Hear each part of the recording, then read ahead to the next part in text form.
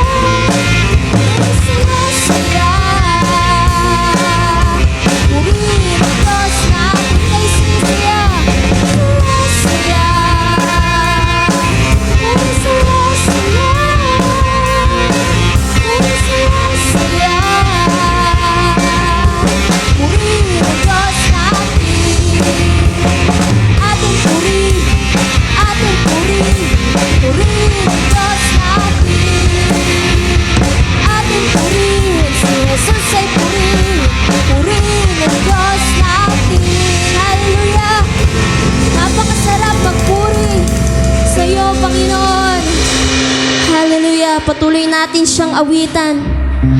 Tunay nga, O Diyos, kapag Ikaw ang aming kasama, Panginoon, lahat ng pagod, lahat ng problema, Panginoon, ay napapawi. Basta't Ikaw ay laging nandiyan, O God, sa buhay namin, Lord God. Hallelujah. Kaya kami ay aawit ng mga papuri sa iyo. Hallelujah.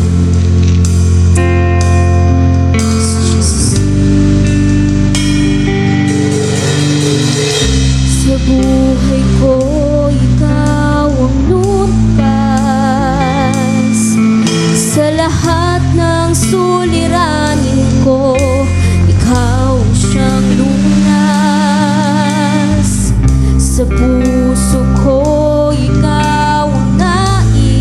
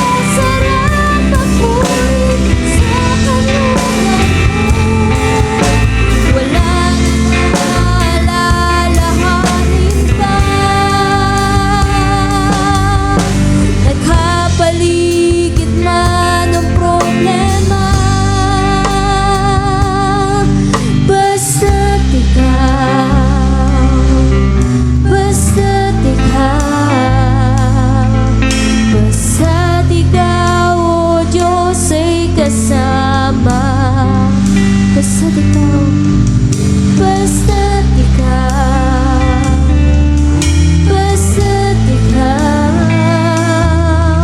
basta't ikaw, o Diyos ay kasama.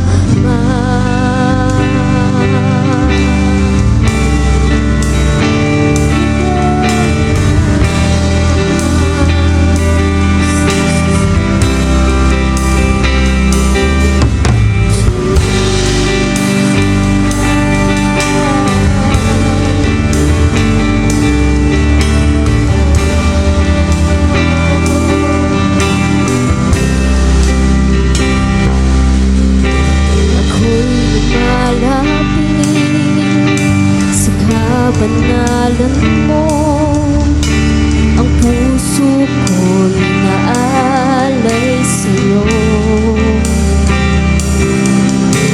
Nagpapakumbaba sa'yo, Panginoon, ang buhay kong ito'y gamitin mo sa pagsamba, nararapat sa'yo, O Diyos. Tanggapin aking hain na pagpupuri.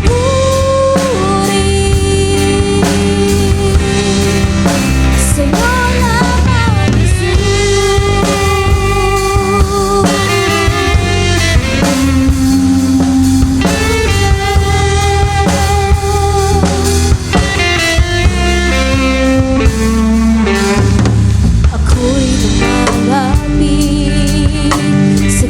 banalan mo, ang puso ko'y inaalay sa'yo. Nagpapakumbaba sa'yo, Panginoon, ang buhay kong ito'y gamitin mo sa isang pagsamba.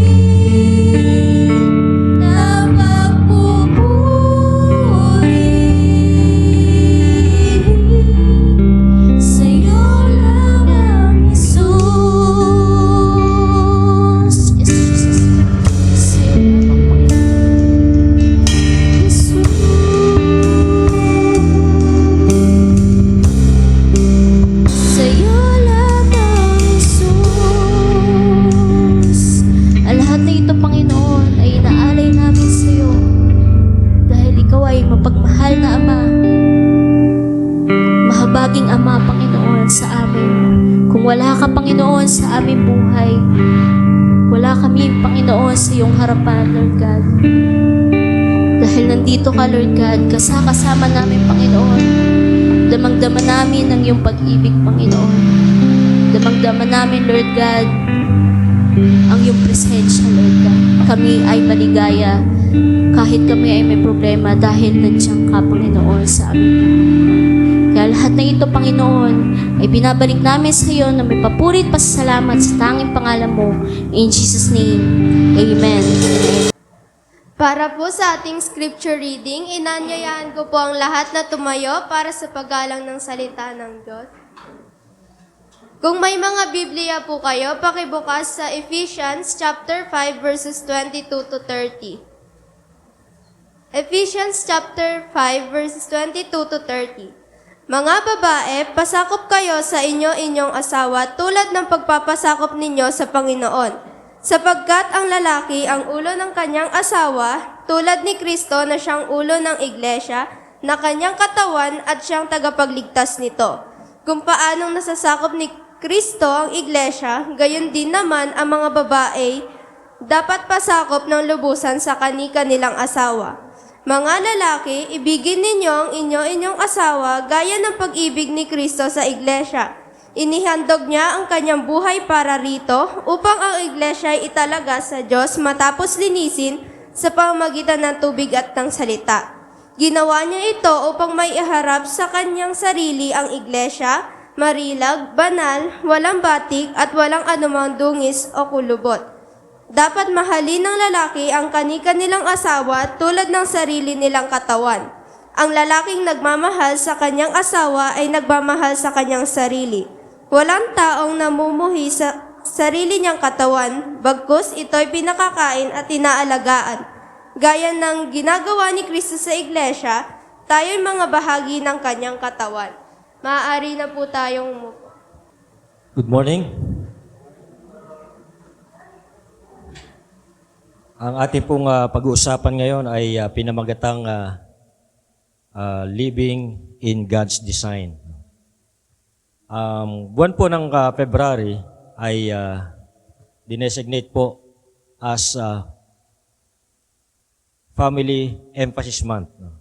So, ngayon po ang ating pag-uusapan for this month ay may kinalaman sa pamilya. So, bukod sa tayo ay PFEB-ibig ngayon, pag-uusapan din natin ang tungkol sa pamilya. So, in this series, ito po yung mga paksa na titingnan natin for this month of February. Una po, this Sunday, we'll be talking about living in God's design. And then on the second Sunday, we'll be talking about building good communication.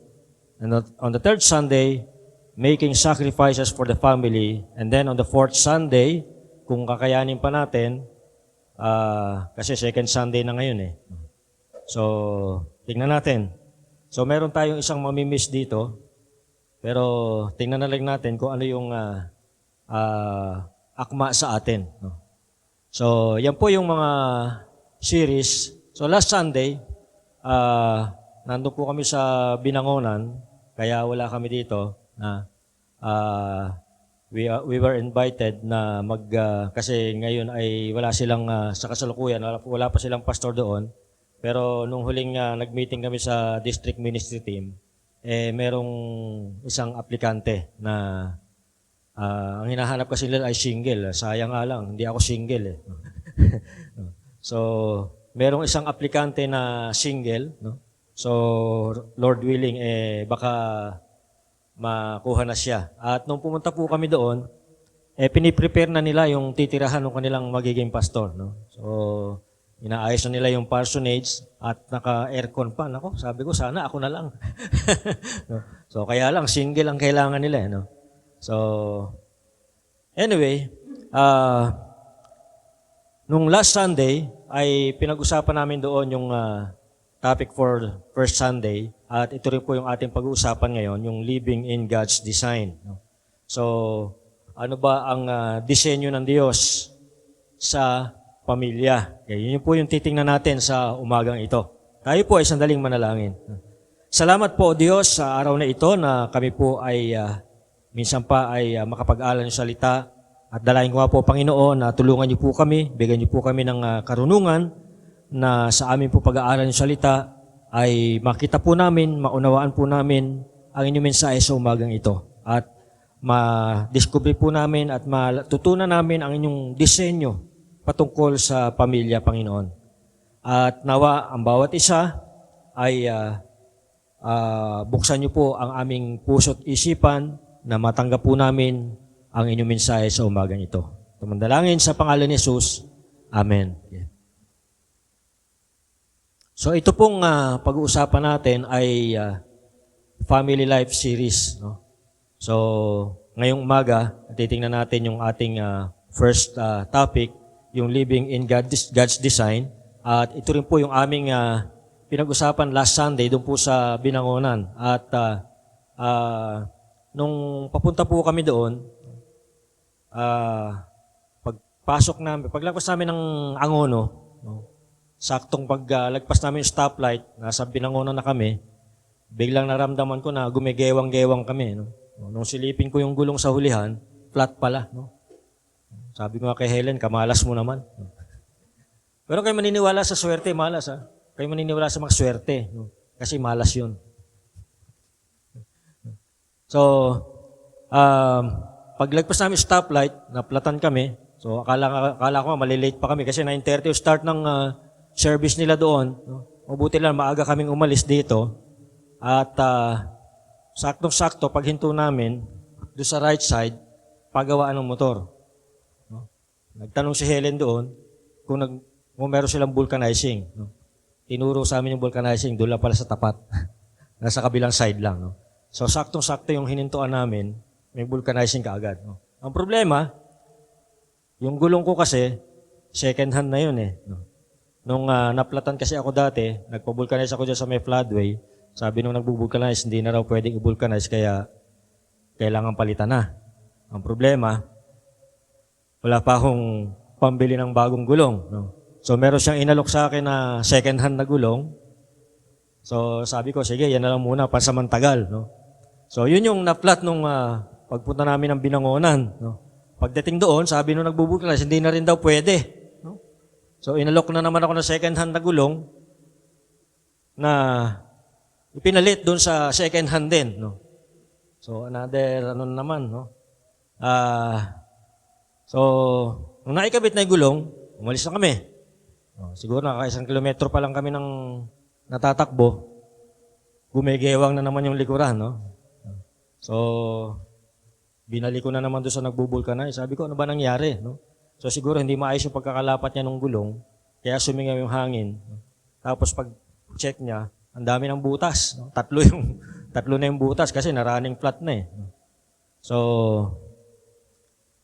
ginagawan pa niya ng paraan, nakarating kami doon sa Binangonan, saktong-sakto lang, magna 9:30 nung dumating kami. No? Tapos nakauwi pa kami, at nakapasok pa ako ng 3 araw. No? So, nung Huwebes ko lang kami nakabili nung pamalit na bagong gulong. No?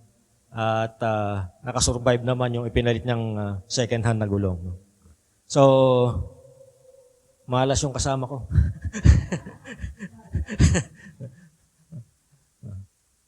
So, alam po ba ninyo na ang Diyos ay isang magaling na architect? Nung last week lang ba yun, lumabas yung result ng mga, nalalabas na result nung nag-take ng mga architecture, no? Licensure exam for the architects. No? At isa po sa pinag-pray po natin during the prayer meeting, pinag-pray po natin si Clarissa, at nakasama po siya ron sa nakapasa. No? So, before nung exam, nag-uusap kami, sabi ko, sana makadaan ka rito sa church para maipag-pray ka namin. No? Kagaya nung ginawa ni Monica, dala-dala niya yung pencil na gagamitin sa board exam, pinag-pray po natin yun. No? So, pero hindi na siya nagkaroon ng time, pero sige, sabi ko, pag-pray ka pa rin namin. No? So, yun, after nung exam, kinumusta ko siya, parang alang-anin daw, sabi niya. No? Pero sabi ko, sige, magtiwala ka lang sa Panginoon. No? So kinabukasan, lumabas yung result, chinek ko, kasama yung pangalan niya. No? So kaya, praise God, no? Sinagot ng Panginoon yung ating prayer. No? So, Ang Diyos po ay isang napakahusay na arkitekto. Tingnan na lang po natin kung paano niya dinesign yung ating mundo, yung universe. No? Kung ating pong titingnan yung ating mundo, saktong-sakto yung pagkakapwesto ng Diyos doon po sa kanyang orbit, no, na iniikutan. No. Alam niyo po ba na konting lapit lang nito sa araw, matutusta tayong lahat. At kapag ito naman inalayo lang ng konti, magyayelo tayo. No. So saktong-sakto lang yung distansya ng mundo doon sa araw. No. Ganun po gagaling magdisenyo ang Diyos. At ganun din po, in the same way, siya rin po ang isang magaling na arkitekto nagdisenyo ng pamilya. Siya yung gumawa ng design at ang blueprint po nito, yung plano, makikita po natin dito. Andi dito yung blueprint ng dinesign ng Diyos. At kung merong designer, kung merong architect na nag-design, meron naman din pong tinatawag na builder. Sino po yung mga builders? Tayo po na nagbubuo ng pamilya, tayo po yung tinatawag na builders. At bilang mga builders, tayo pong nagbubuo ng pamilya, tayo mga miyembro ng pamilya, dapat po ay sundan natin yung design. Dahil kung hindi po tayo susunod sa design, hindi po magiging maganda ang resulta nito. Kagaya po ang problema po sa mga builders ngayon, marami, hindi naman lahat, marami pa rin mga matitunong builders. No? Mayroong mga builders na ina-adjust po nila. Nagdi-debate po sila dun sa design o dun sa specifications. No? Halimbawa, para makatipid sila sa materyales, gumagamit sila ng mas maliit na bakal. Para makatipid sila sa materyales, dinadaya nila yung sukat ng paghalo ng semento, graba at buhangin. So para mas malaking kitain nila, tinitipid nila yung materyales. So dinadaya nila, hindi nila sinusunod yung design, hindi nila sinusunod yung tamang specification. Kaya naman, anong nangyayari sa tinatayo nilang structure? Mahina. So kapag may dumating na kalamidad, kagaya ng bagyo o lindol, bumabagsak yung structure. Kasi hindi nila sinundan yung tamang specification. Hindi sila sumunod sa designer. Kaya naman, huwag tayong magtaka, maraming mga pamilya ang nasisira, maraming mag-asawa ang naghihiwalay. Yung iba nga, gumagastos ng milyon-milyon sa kanilang kasal, then after 3 months, naghiwalay na. Yung iba nga, nag-engage na. Hindi pa natuloy.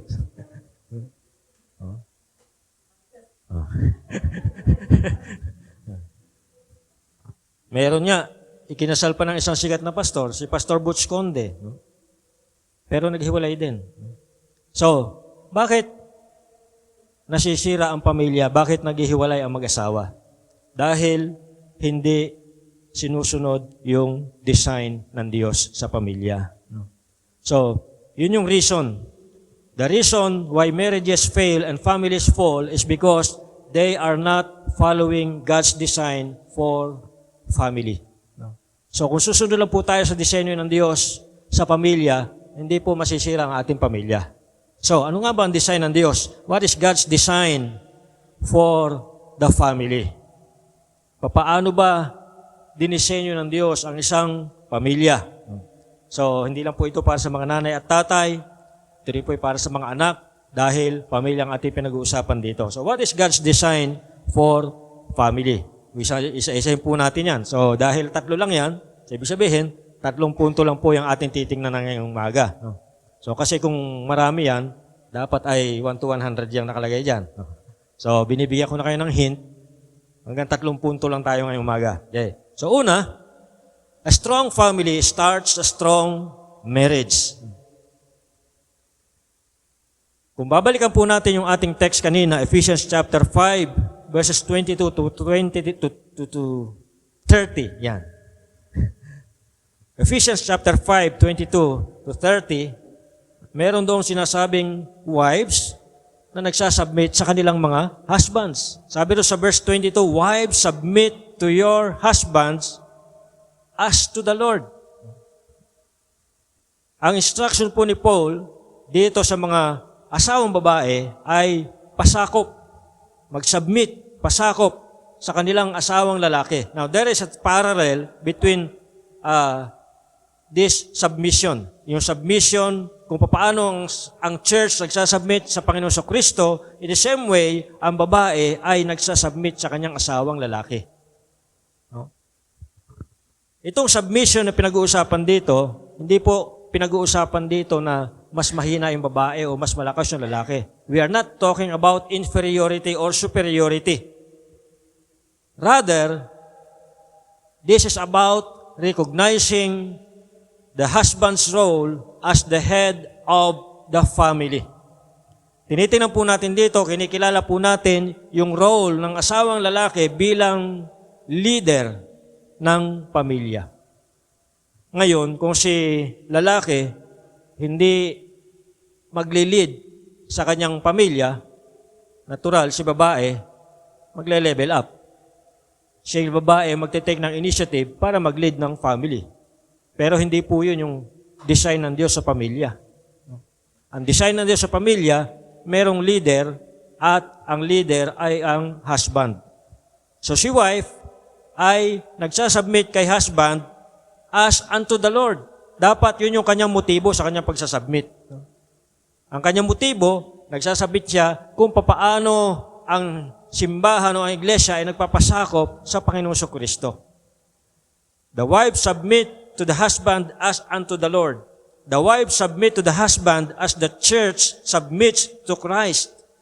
At ang modelo po natin dito, ang example po natin dito ay ang Panginoon Kristo. At bakit po kailangan mag-submit si wife sa kanyang husband? Ito ay para sa kanyang benepisyo. Bakit benepisyo? Subukan po natin baliktarin. Sige, subukan natin baliktarin isang araw lang. Kahit isang araw lang. Si husband ang may iwan sa bahay at si wife ang magtatrabaho, papasok sa opisina. Try natin. Pagbalik ni wife, ano kaya ang itsura ng bahay?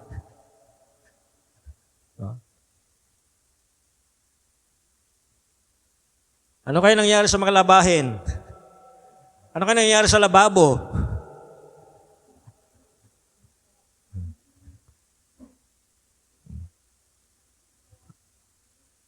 Sa iba siguro pwede.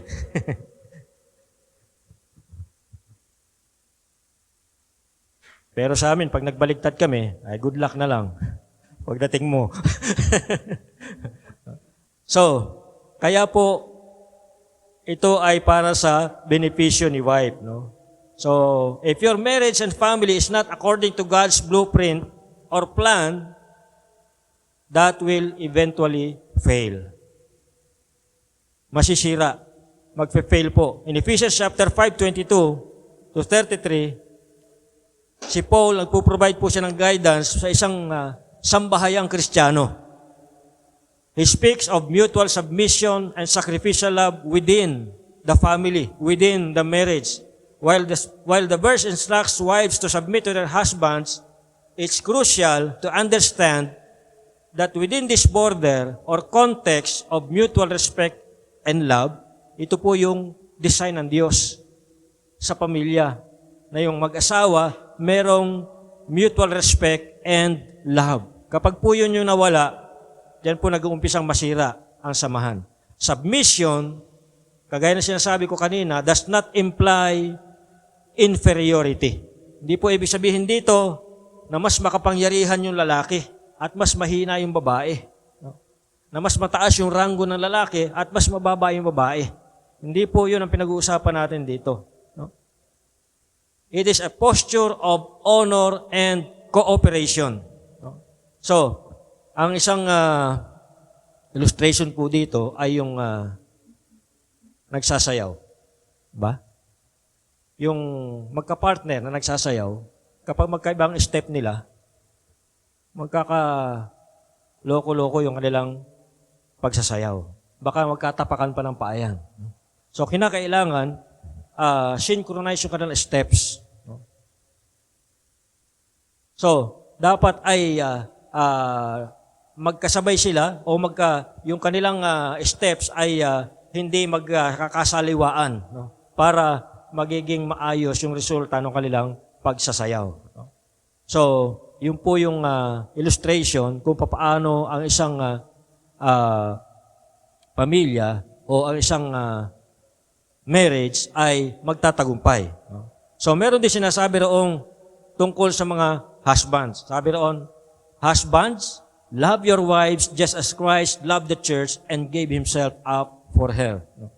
So, kung paanong inalay ng Panginoon Kristo yung kanyang buhay sa kanyang iglesia, in the same way, husbands must love his wife.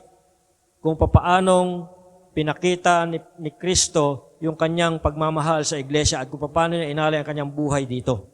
Now, yung word for love na sinasabi rito, no, ay yung love na agape. Anong instruction sa husband? They are instructed to love their wives at paano niya mamahalin? Kung paano minahal ni Kristo ang iglesia. Paano ba minahal ni Kristo ang iglesia? He gave Himself up for the church to make her pure and holy. In the same way, si husband dapat ay willing mag-sacrifice para sa kapakanan ng kanyang asawa. Gagawin niya ang lahat upang pangunahan ang kanyang asawa na ito ay maging katulad ng Panginoon Kristo to make her pure and holy. No? So imagine, merong isang senaryo na kung saan si husband, tawagin nating John. No? Itong si John, nakakalimutan niya yung kanilang anniversary. Mayroon ba rito nakakalimot sa anniversary ng kanilang wedding? No? So itong si John, nakakalimutan niya yung kanilang anniversary. So dami ng kanyang, masyado siyang na-focus sa trabaho, masyado siyang nasubsob sa trabaho, hanggang sa nakalimutan na niya yung kanilang anniversary. Ito namang si wife, tawagin natin siyang Sarah. Si Sarah ay unti-unti nagbibigay ng mga hints doon sa kanyang asawa. Naglalagay siya ng mga post-it doon sa rep, no? Susulat ng mga notes, at paminsan-minsan sa kanilang conversation ay nagtatanong siya, o anong plano next week? No? Yung mga ganun. No?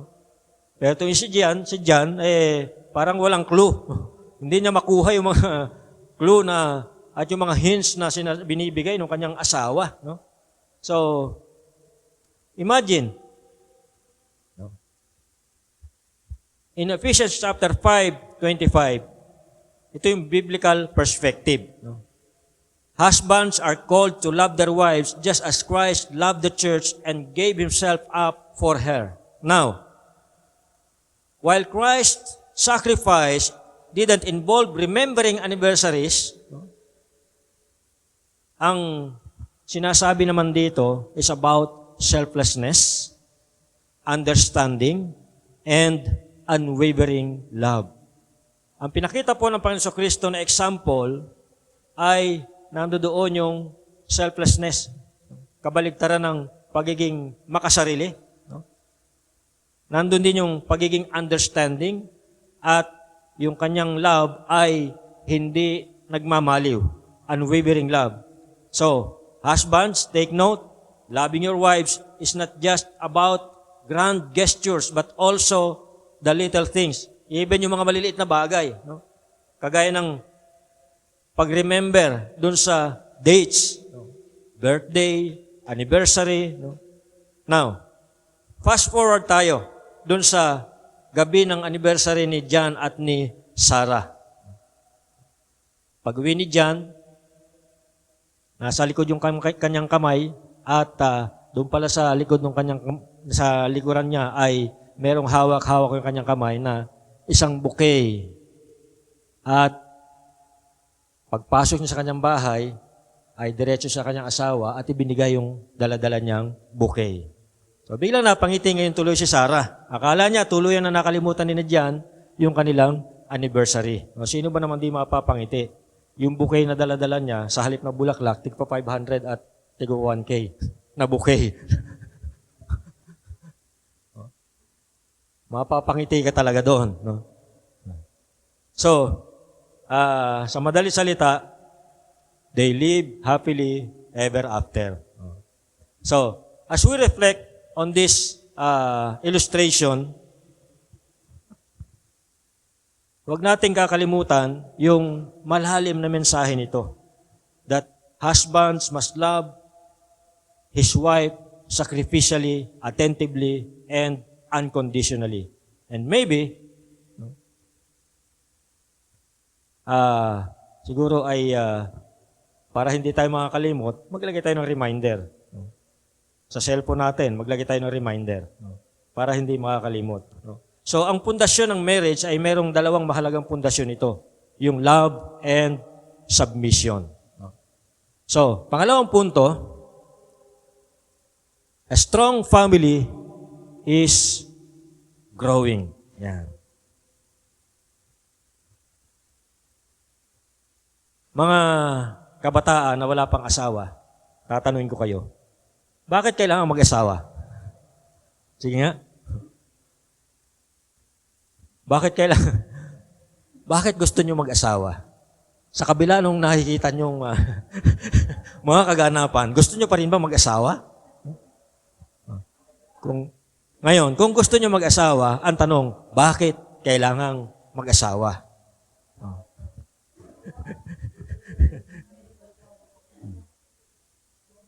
Siguro yung iba sagot, syempre, para may kasama akong tumanda. Tama rin naman, pwede. Para may kasama kang tumanda, pero darating ang time, maghihiwalay din kayo. Kasi isa sa inyo mamamatay. Una-una lang naman yan, di ba? Maliban na lang kung magsabay kayo. Kahapon nga, tinatanong kami, sino ang gustong pumunta sa langit? Taasan kami. O sino ang gustong mauna na? Walang nagtaas ng kamay. So, bakit ba tayo nag-aasawa? Para may kasamang tumanda? No? Again, darating ang time, mag-iiwanan din kayo kasi isa sa inyo mamamatay. No? Isa sa mga layunin ng pag-aasawa ay yung tinatawag na procreation. Pagpaparami. Ito yung favorite verse ng mga nagpa-family planting. No? Sabi sa Genesis 1:28, be fruitful and multiply. Fill the earth and subdue it. Have dominion over the fish of the sea, over the birds of the air, and over every living thing that moves on the earth. Ito yung command ni Lord noong unang panahon. Kasi during that time, kakaunti pa lang yung tao. So kaya, sabi ng Panginoon, be fruitful and multiply. So, sa mga couples na may kakayahang mag-anak, ito po yung cultural mandate. Mag-anak. No? Pero, sa panahon natin ngayon, hindi na kailangan magparami ng kagaya nila noon. No? Sa China nga, meron silang one-child policy lang. No? Pag nakadalawa ka na, kukunin ng gobyerno yun. Papatayin lang yun. So kasi sa dami na nila, ilang bilyon na yung China. Kaya nga, sabi ng isang komentarista nung napahinggan ko dati, pag daw kinalaban natin ng China, humihilang sabay-sabayan, babaha na rito sa atin. Sa dami nila. At may mga Bible scholar na naniniwala na sila yung pinagsanib puwersa ng Russia at China, sila yung million soldiers na magmamarcha papunta roon sa Battle of Armageddon. So, isa sa layunin ng pag-aasawa is yung to fulfill the cultural mandate to be fruitful and multiply. At bilang mga parents, bilang mga magulang na pinagkalooban ng Diyos sa mga anak, pinagkatiwalaan ng mga anak, tayo mga parents, we have to view our children as blessings from God. Dapat ang tingin natin sa mga anak natin ay blessing mula sa Diyos. At yung mga anak naman, dapat tiyakin naman natin, no? Tiyakin naman natin na talagang blessing tayo sa ating mga magulang, no? Mga anak, blessing ba kayo sa mga magulang nyo? Baka naman pag nakikita kayo ng mga magulang, bakit ba isinilang pa kita? Baka sising-sisi kapag nakikita kayo. No? So, dapat,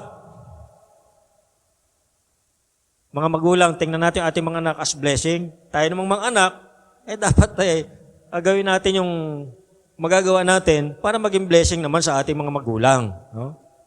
So, para naman matuwa sila sa inyo. No? So, sabi sa Psalm, naririnig natin ito kapag mayroong child dedication, Psalm 127, 3-5. Sabi doon, sons are a heritage from the Lord, children a reward from Him. Like arrows in the hands of a warrior are sons born in one's youth. Blessed is the man whose quiver is full of them. They will not be put to shame when they contend with their enemies and in the gate. So, ang dapat pagtingin natin sa mga anak na pinagkatiwala ng Diyos sa atin ay blessing. Kahit na mga pasawayan, blessing pa rin. Iba, Jen? Blessing. So, blessing yan. No? Kahit na minsan binibigyan tayo ng stress. Pero, blessing pa rin yan dahil pinagkatiwala sa atin ng Panginoon. At tawag yan, tayo ay steward. No? So, paano naman, ang tanong, paano naman yung mga couples na hindi nagkakaanak? Walang kakayahan magkaanak. Paano yung mga singles? No? No? Sa mga singles and couples, ang mandate naman sa atin, hindi lang ito actually sa mga singles and couples, kundi even sa mga couples na nagkakaanak, kasi may mga couples na hindi nagkakaanak. So, couple na nagkakaanak o hindi nagkakaanak at mga singles, ang mandate naman sa atin ay yung sinasabi doon sa Matthew 28:18-20 o tinatawag na Great Commission. Go and make disciples of all nations, baptizing them in the name of the Father and of the Son and of the Holy Spirit, and teaching them to obey everything I have commanded you, and surely I am with you always to the very end of the age. So ano man yung ating katayuan sa buhay, ano man yung ating status, all of us must go and multiply through evangelism and discipleship. Yung mga couples na may kakayahang magkaanak, nagmumultiply pa rin naman sila. Biological nga lang. Pero yung ang mandate sa atin, sa bawat isa sa atin, is to multiply through evangelism and discipleship. Kaya nga, dapat tayo mag-participate sa flagship program ng Kamakop na +1. Kaya sa February 28, 29 to March 1, kami po ay na-invite ng Kamakop. 5 po kami sa district na pupunta saan nga ba kami pupunta? Sa South Cotabato, no? Doon sa Camp Mariano, para po doon sa kick-off ng +1. No? So, seryoso po ang Kamakop dito dahil ilang district po ito na gagastusan nila yung airfare at hindi na nga kami sa hotel, doon na sa Camp Mariano. No? Kasi kung sa hotel pa kami, mas malaki yung gagastusin ng Kamakop. No?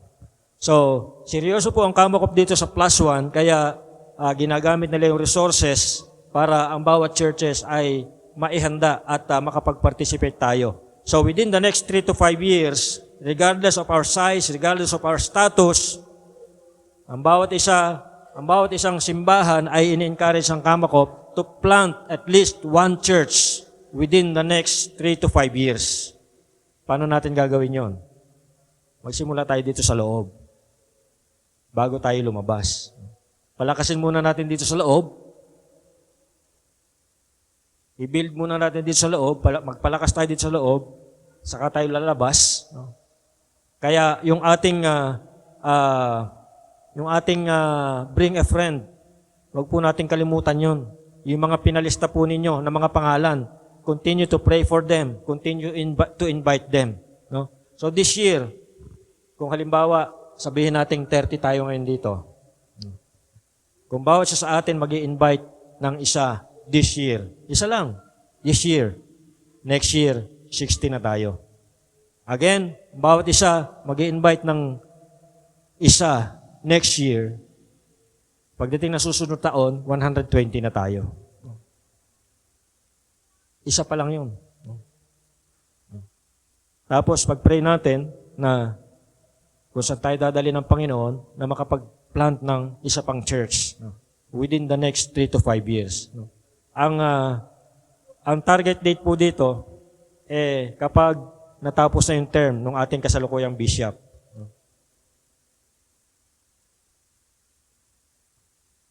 Yun po yung kanyang legacy na gustong iwanan. No? So, ngayon po, sa kasalukuyan, ang kama ko po ay mayroong 3,000 plus churches. Pagbaba ni Bishop, ang kanyang goal, yung 3,000 plus na yan, ay maging 6,000 churches. So, ano man yung ating katayuan, hindi po pinag-uusapan dito yung malaking church o maliit na church ka. Ang encouragement po ni Bishop Kahis sa bawat churches is to plant one church within the next 3 to 5 years.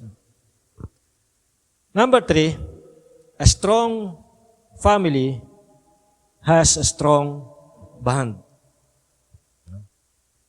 Maraming mag-asawa naghihiwalay, maraming pamilya nasisira. Dahil dito, nakikita natin yung pangailangan na balikan natin yung design. Ano ba yung design ng Diyos sa marriage? Kasi ang tingin ng maraming tao sa kasal, isang pirasong papel lang yan eh. Diba? Ganun yung madalas nating naririnig. Isang pirasong papel lang yan. Ang hindi naiintindihan ng marami, yung isang pirasong papel na yon, kasama doon ay yung tinatawag na covenant. Nung kayo ay nando doon sa altar at nag-aaydo-aydo kayo doon, sino ba ang may involved doon?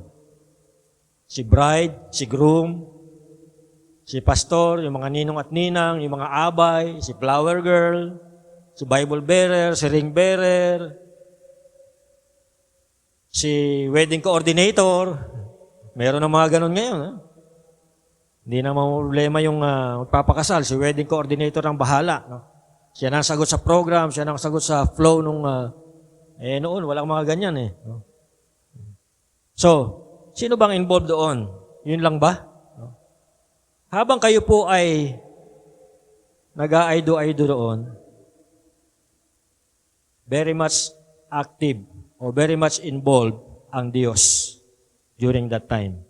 Kasi yung covenant na pinipirmahan po ninyo doon, hindi lang po between the husband or between the bride and the groom. That covenant is between the bride and groom and God. So, hindi po kayo nangangako ng katapatan sa isa't isa lang, kundi maging sa Diyos. So, kapag sinabing marriage, hindi lang po ito pang ilang taon at pagkatapos ng magkasawaan, ayaw na. Hindi po ganun yun. Ito po ay panghabang buhay na nagko-commit kayo sa isa't isa no matter what. So, tandaan nyo, yung mga wala pang asawa, para makapag-isip-isip kayo habang maaga pa. No? Ito po ay panghabang buhay na commitment. Covenant. Hindi yung pagkatapos nyo magkasawaan, nagising ka na lang isang araw, ayaw mo na. Uwian na. No? Hindi po ganun yun. No? Mabuti kung may mauwian ka. No? Ayoko na, isoli mo na ako sa amin. No?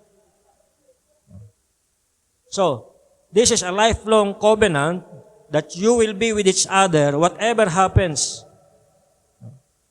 Kasi darating yung time, wala nang physical attraction, wala na yung kilig sa isa't isa. Ang may iwan na lang, commitment.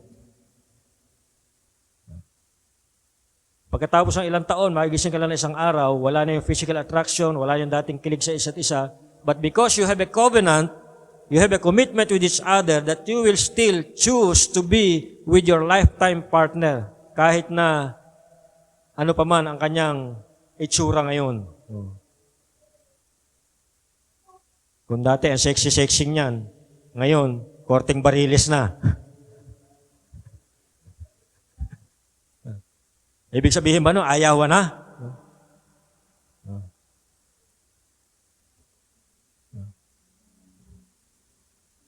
during the I do sessions, very much involved ang Panginoon in that ceremony. When a man and a woman say, I do, they make that sacred covenant before God, who has covenanted with His people, and it was sealed by the blood of His Son, Jesus Christ, on the cross. That's why it is a strong union and it is a holy bond. So, sa madalit salita, itong passage na ating tininan ngayon, it provides guidance for Christian family at ine-emphasize po dito yung mutual love, respect, and submission within the context of Christ-centered relationships for a healthy and harmonious family. Kung nais po nating maging harmonious at healthy ang ating mga pamilya, then bilang mga builders, sundan po natin yung design ng Diyos sa pamilya. Balikan po natin yung blueprint. Andi dito po, yung blueprint. That's why napaka-importante po ito sa ating buhay. May asawa ka man o wala, andi dito po yung plano ng Diyos, yung blueprint ng Diyos sa ating buhay. Kaya, balikan po natin ito. Tayo po'y manalangin. Dakilang Diyos, magpapasalamat po kami sa umagang ito, sa mga talatang aming natunghayan mula po sa Efeso, patungkol po sa inyong disenyo sa pamilya. Nawa nga po, Panginoon, bilang mga marriage and family builders, tulungan niyo po kami na lagi pong susunod sa inyong disenyo sa bawat pamilya, Panginoon. At kapag kami po ay susunod sa disenyo na ginawa po ninyo sa aming pamilya, nakatitiyak po kami na magiging matatag, malakas at healthy ang bawat family. Nawa nga po, Panginoon, ingatan niyo po ang bawat pamilya sa lahat ng atake ng kaaway. At dalahin ko, Panginoon, na ikaw ang palaging maghari sa bawat pamilya at ikaw ang palaging maitaas. Ito pong ang dalangin sa pangalan ni Jesus. Amen. For offering, may babasahin lang po ko sa 1 Chronicles chapter 29, verse 9. The people rejoiced at the willing response of their leaders, for they have given freely and wholeheartedly to the Lord. David the king also rejoiced greatly. Yung meaning lang po nito, yung pagbibigay natin ng ating mga kaya ng buong buo sa ating puso. Tulad ng pagbigay ng Panginoon sa anak niya para sa atin. Yung walang kapalit, para lang sa atin. Yun lang. Maaari na po tayo magbigay. Asan? Basket.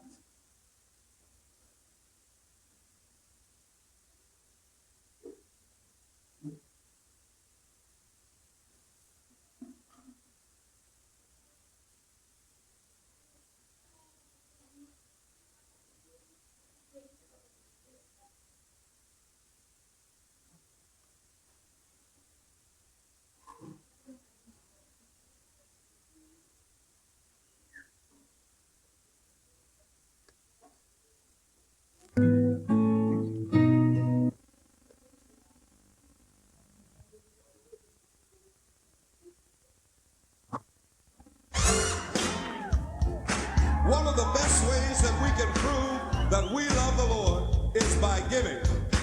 Amen. So we're going to sing a song about giving, and it's got some hand motions, and I want you to join with me, okay? Can you do that? Here we go. Watch me. Maaari po ba tayong tumayo? And it will come Pangalan. back to you.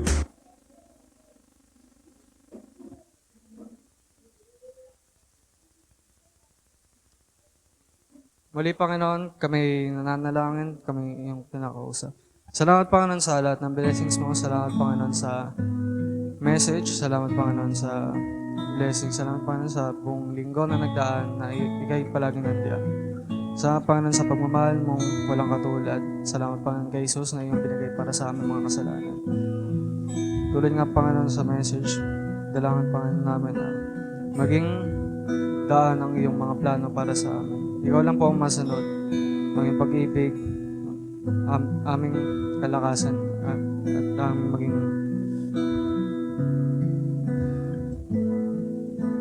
sa aming paglaki sa spiritual. Dalangin namin, Panginoon, sa mga dadaan pa mga taon na ikaw palaging nariyan upang kami lalo pang lumago sa iyong pangalan, sa Espiritu. Salamat, Panginoon, sa lahat. Tinatanasan mo ng iyong pangalan, sa pangalan ni Jesus. Good morning po sa bawat isa. Morning pa ba?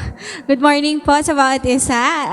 Advance Happy Valentine's Day sa ating lahat, no? Naka-red na ang mga taton.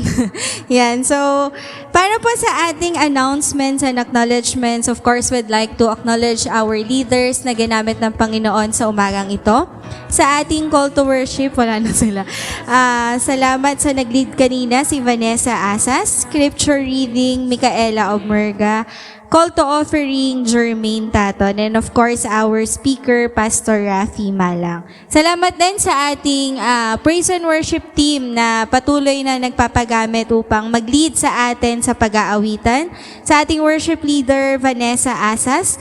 Ang kanyang backup, Micaela Eviota and Ate Leisher Galito. Welcome back sa music ministry. Ngayon, backup daw muna. Mga next month, makikita natin. Siya na ulit ang song lead natin. Yan. Salamat din sa ating musicians, guitarist Joseph Taton, bassist Jermaine Taton, and our drummer Jasper Taton. Salamat din po sa nag-lead sa kanila sa devotion before we start our service, Ate Jenny Taton. So next Sunday po ang ating leaders sa ating call to worship, Monica Fernandez, scripture reading, Alexis Vasquez, call to offering, Maricar Habinar. Yan. So, praise and worship po, ang ating song leader ay si Monica at ang kanyang backup ay si Vanessa Asas. Para naman po sa devotion, si Pastor Vlad Venus for next Sunday. Next po is our church activities. Every Wednesday at 8 p.m. we have prayer meeting. For Youth Connect naman po, every Saturday, 5 p.m. para sa mga boys and Sunday before service for girls. Walang tunog, Joseph. Wala si Kuya Vlads. And para na... Ano yan, birthday? Para naman sa ating mga kids, meron tayong children ministry Sunday school every Sunday at 3 p.m. So, mamaya meron ba tayong teacher? Wala si Jenny Rose. Wala. Pero tuloy ba to, Ti? Ayan. So, wala So, pero ang ating Children's Sunday School ay every Sunday at 3 p.m. So, if meron pong gusto mag-sponsor for next Sundays, pwede nyo pong itap si Ate Helen Mala. Yan. Next po is our, for youth naman po, magkakaroon tayo ng fellowship dito lang sa church. Di na tayo lumabas kasi yung Young Pro lalabas na on February 17 para sa mga Young Pro. Magkakaroon naman tayo ng outdoor fellowship sa Starbucks sa may Sierra Valley. So, mag-meet lang tayo, get together. So, prepare lang kayo around like 300 to 500 para sa ating coffee date. Yan. So, that's on February 17 at 4 p.m. po sa Valley Golf, sa Starbucks Sierra Valley. For youth naman po or young teens, on February 18, meron tayong youth fellowship dito sa church. If kaya natin sa taas, para mukhang outdoor, dun tayo. So, 2 p.m. po to after church, after service agad. So, prepare po tayo ng 100 pesos for food contribution. So, siguro next time na lang tayo mag-plan ng outdoor fellowship para sa mga young teens. So, yun lang po for couples naman. Ay, hindi. Youth and Young Pro Fellowship. Ito naman po ay sa Zone 2. Meron tayong theme na Move Beyond. Ito po ay gaganapin sa March 3, 2024, first week of March, 2 p.m. at ito po ay gaganapin sa Alliance Christian Center Sunrise Church po. So, sa medyo malayo pala to. So, mga youth, mag-prepare tayo ng 20 pesos for registration fee and siguro mga 100 pesos for transportation. So again, March 3, save the date, mga youth and young pro, 2 p.m. at Alliance Christian Center, Sunrise. Meron pa po ba? Yan, happy birthday naman sa ating celebrants for the month of February. Nawala. Yesterday, nag-celebrate si Monica Fernandez kasabay ng kanyang oath-taking. Yan, belated happy birthday, Monica. Kung naririnig mo man ako. Happy birthday, Monica! Ayan. And on February 29, si Kuya Mike Obmerga. Ayan. Merong 29 ngayon. Makakapag-celebrate siya ng kanyang birthday. Kasabay niya si Kuya Reggie Oteros. Yan. Advance happy birthday po sa ating celebrants for the month of February. So, other announcement po para sa ating couples, tuloy po ba? Tuloy daw po ang ating couples fellowship and invited po kahit walang couples, mga single and yung mga nasa malalayo ang couples. 4 p.m. po later ang ating kasi kasali ako ang fellowship po ng couple, so we invite you to join and kanya-kanyang dala daw po ng food for sharing. So again, later po at 4 p.m. balik tayo dito sa church for fellowship para po sa mga couples, women's and men's. So that's all po for our announcements and acknowledgements. Muli, magandang umaga sa bawat isa. Morning po uli sa inyo lahat at tayo po ay dadako ngayon sa ating communion or Lord's Supper. No? Sa ating pong participate sa banal na hapunan ay simulan po natin ang gawain ito sa magitan po na pag-awit ng isang hymn. No? Tayo po tumayo, awitin po natin itong hymn na ito.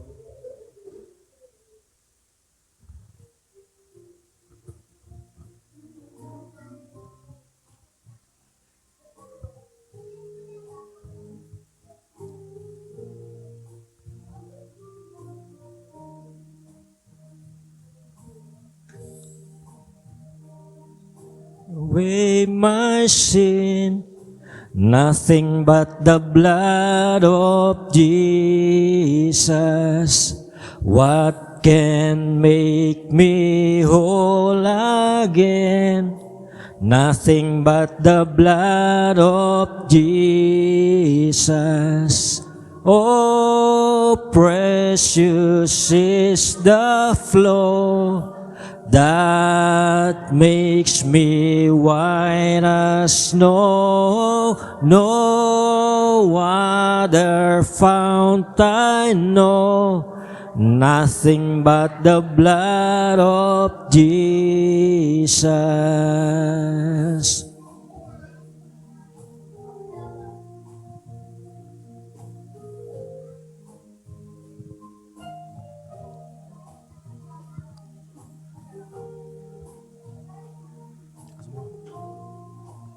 Lakasan mo. Lakasan mo.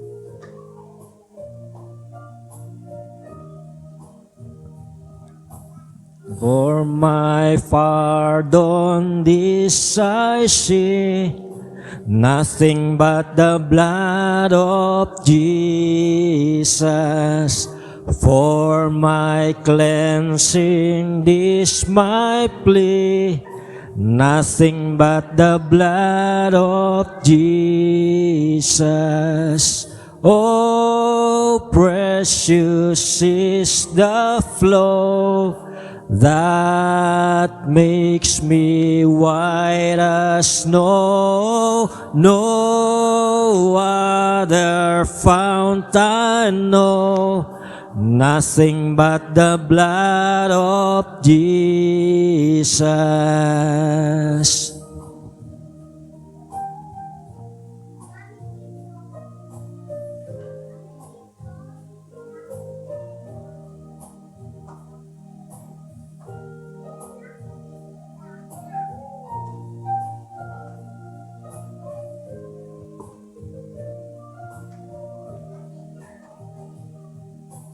Nothing can for sin atone, Nothing but the blood of Jesus, not of good that I have done. Nothing but the blood of Jesus. Oh, precious is the flow that makes me white as snow. No other fount I know. Nothing but the blood of Jesus.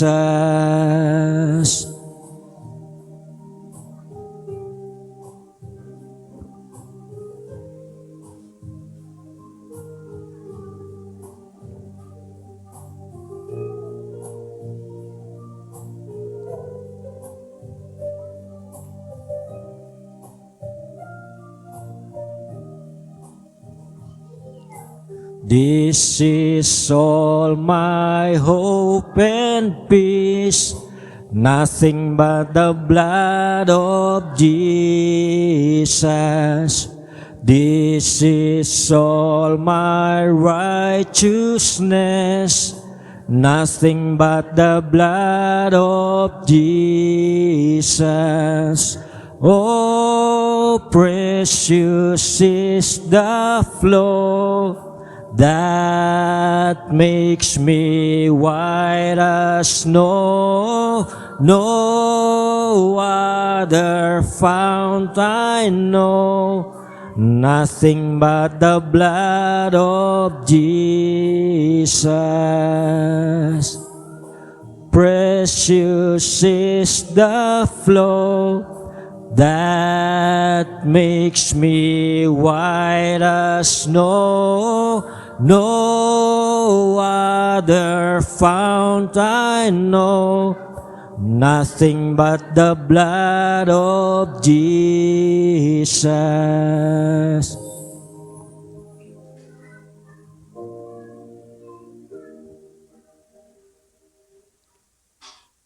Amen. Tayo po'y manalangin. Dakilang Diyos, kami po ay muling dumudulog sa inyo. Sa umagang ito, kami po ay pinag-iisa namin ang aming mga puso at lumalapit upang ikaw ay purihin at sambahin, Panginoon. At kami po ay nananatili sa espiritu ng pananambahan at sa pagkakataong ito, Panginoon, ay makasama ka namin sa pamagitan po ng banal na hapunan. Pagpalain niyo po ang bawat isa na may kibahagi nito, Panginoon. Ang bawat isa na tatanggap ng tinapay at juice, nagsisimbolo ng inyong katawan at dugo. Pagpalain niyo po ang mga elementong ito para sa inyong banal na gawain na ito, Panginoon. At nawa nga po kami po ay maging karapat-dapat sa paikibahagi ng inyong banal na hapunan sa mga oras na ito. Pakalinisin nga po ang aming mga puso at isipan. At nawa nga po ang bawat isa ay matanggap ang inyong kalakasan, kagalingan, at higit sa lahat kapahingahan sa aming mga napapagal na kaluluwa. Pagpalain niyo po ang gawain na ito. Ito mga dalangin sa pangalan ni Jesus. Amen.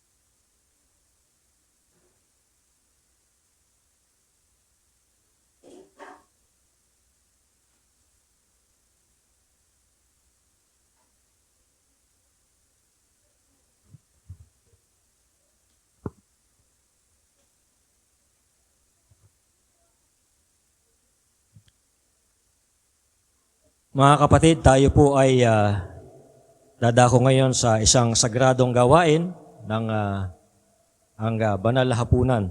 At tayo po ay nagkakatipon ngayon sa mga oras na ito para makibahagi sa banal na hapunan ng Panginoon at tayo po ay mas maunawaan pa natin ang kahalagahan ng sakramentong ito. Ito pong sacred feast na ito ay ang Panginoon mismo ang siyang nagtatag nito at nag-institute nito. At ito po ay may mga kaakibat po nito ay makikita po natin dito yung kahalagahan ng kanyang sakripisyo at yung ating pahikipisan sa kanya sa pamagitan po ng banal na hapunan. At sa pamagitan po ng gawain na ito, pinapakita rin po dito yung pagiging isa natin o yung pagkakaisa ng mga mananampalataya. Sa ating po paglapit sa hapag na ito ay mag-reflect po tayo dun sa mga kataga na sinabi ni Apostle Paul dun sa 1 Corinthians chapter 11 verses 23 to 26 kung saan ay inaalala po niya yung event nung gabing iyon na si Jesus ay pinagkanulo.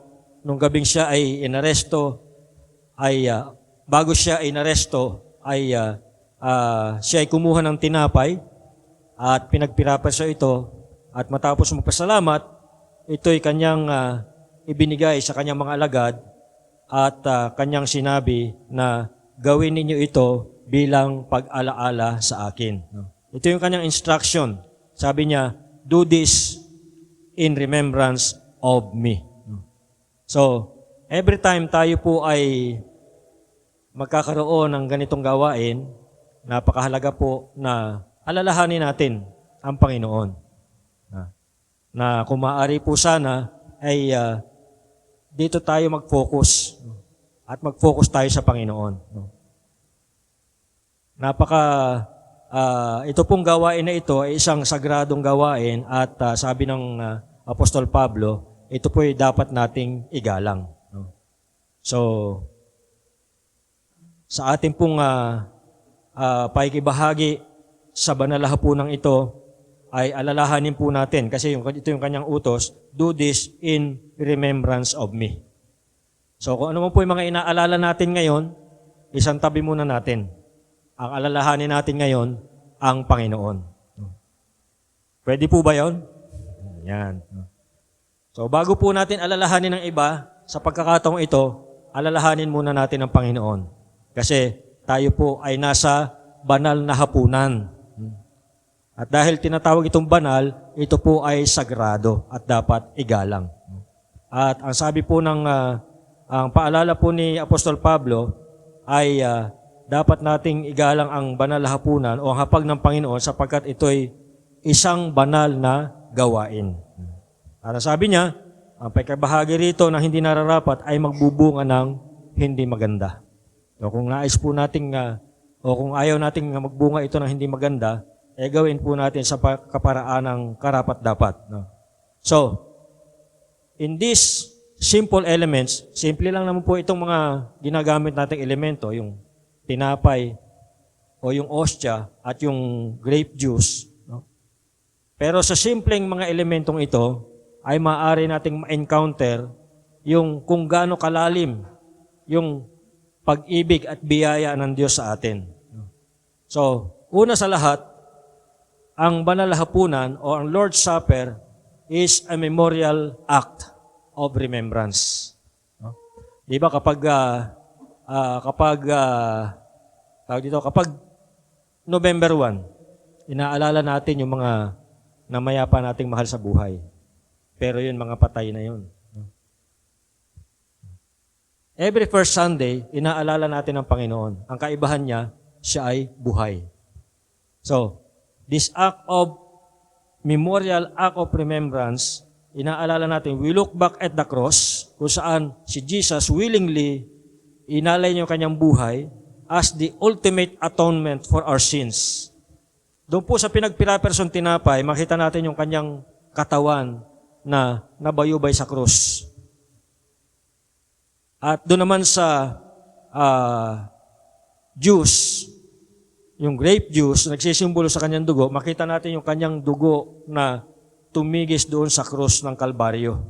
At sa pamagitan ng kanyang sacrifice, tayo po ay nakasumpong ng redemption, reconciliation, and eternal life.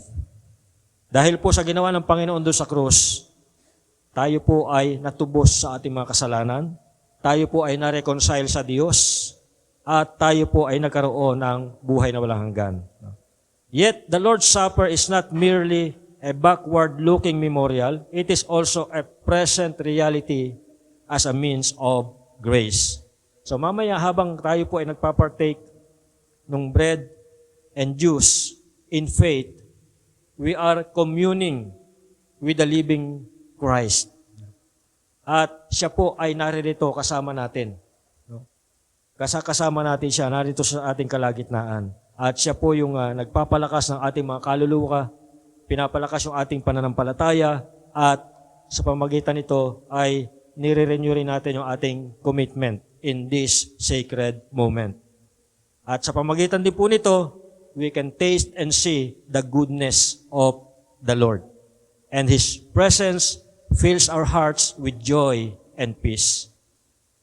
In addition, the Lord's Supper is a symbol of our unity as the body of Christ.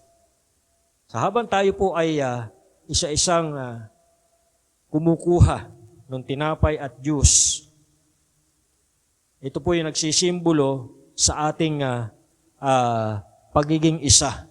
At ito po ay nagpapakita rin o nagpapahayag ng ating pananampalataya sa Panginoon sa Kristo bilang ating Panginoon tagapagligtas. So, regardless of our differences, iba-iba po tayo, iba-iba yung ating pinagmulan, tawag dito, lahi. Ano man yung ating pagkakaiba-iba, ano man yung ating kultura o background, tayo po ngayon bilang mga Kristiyano ay iisa kay Kristo. At tayo po ay bahagi ng kanyang isang malaking pamilya. Sa madalit salita, let us approach the table with reverence, humility, and gratitude. Let us examine ourselves, confessing our sins, and seeking forgiveness and reconciliation with God and with one another. Let us come with hearts open to receive the grace and mercy that God offers freely in Christ. So sa ating pong pagtanggap nitong tinapay at juice, nawa ay ma-renew yung ating commitment na tayo po ay susunod sa Panginoon faithfully and to love one another deeply and to proclaim the gospel boldly until He comes again in glory. Tayo po ay muling manalangin. Pasalamatan po natin yung tinapay at juice pulo sa katawan at dugo na mamatay. Nagagalaw yung yung saksak. Yan. Sige po, tayo manalangin. Salamat Panginoon sa tinapay at juice na isisimbolo sa kanyang katawan at dugo. At papasalamat kami na napakadakila ang inyong pagmamahal sa amin.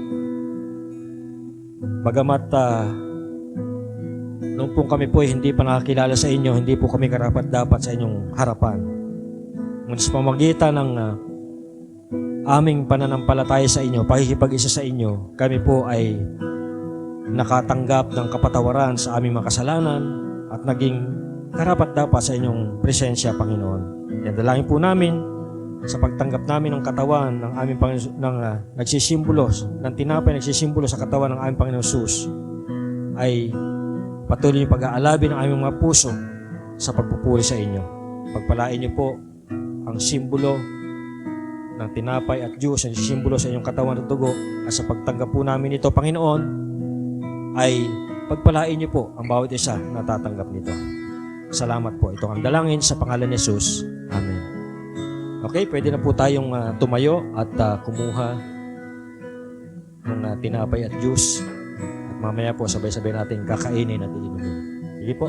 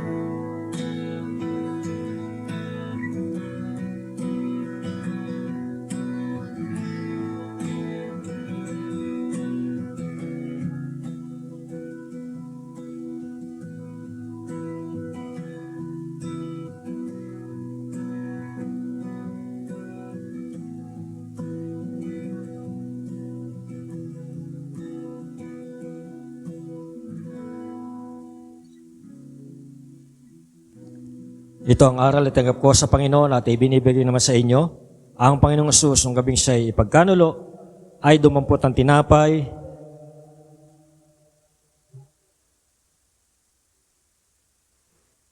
nagpasalamat at pinagpiraperso ito at sinabi, ito ang aking katawan na inihandog para sa inyo.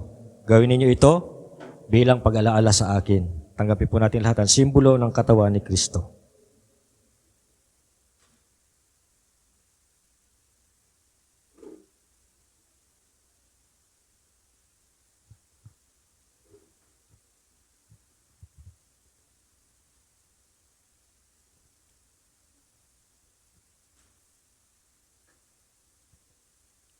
Gayon din naman, matapos maghapunan, ay hinawakan niya ang saro at sabi, ang sarong ito ang bagong tipan na pinagtitibay ng aking dugo. Tuwing iinumin ninyo ito, gawin ninyo bilang pag-alaala sa akin. Sapagkat tuwing kakain kayo ng tinapay na ito at iinom sa sarong ito, ay ipinapahayag ninyo ang kamatayan ng Panginoon hanggang sa muling pagparito niya. Tanggapin po natin lahat ang simbolo ng dugo ni Kristo.